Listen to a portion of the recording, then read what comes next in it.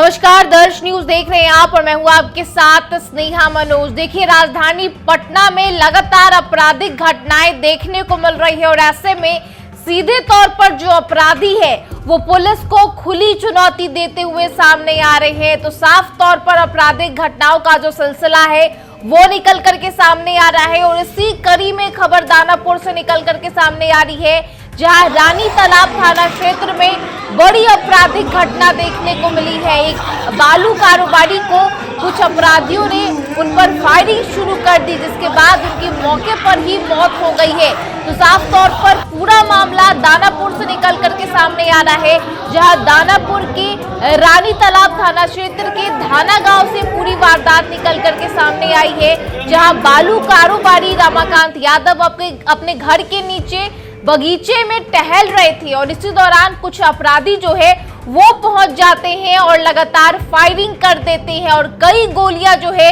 वो रमाकांत यादव को लगती है, जिसके बाद जो अपराधी है वहां घटना को अंजाम देकर के वहां से फरार हो जाते हैं। जिसके बाद जो मृतक है रमाकांत यादव को निजी अस्पताल में ले जाया जाता है, जहां डॉक्टर की तरफ से उन्हें मृत घोषित कर दिया जाता है। तो बड़ी खबर और बड़ी वारदात जो है वो दानापुर से निकल करके सामने आ रही है, जहां बालू कारोबारी को अपराधियों ने गोलियों से उन पर हमला कर दिया, जिसके बाद मौके पर ही उनकी जो मौत है वो हो जाती है। जिसके बाद उनके परिजन जो है, उनके परिवारजन जो है वो रोते बिलखते हुए नजर आते हैं। अफरा तफरी का माहौल देखने को मिलता है और साफ तौर पर इस घटना के बाद सनसनी का जो माहौल है वो साफ तौर पर देखने को मिल रहा है। तो बड़ी घटना निकल करके सामने आ रही है, जहां बालू कारोबारी की हत्या जो है वो कर दी जाती है। कुछ अपराधी पहुंचते हैं और अपने घर के नीचे बगीचे में टहल रहे जो रमाकांत यादव है उन पर गोलियों से हमला कर दिया जाता है, जिसके बाद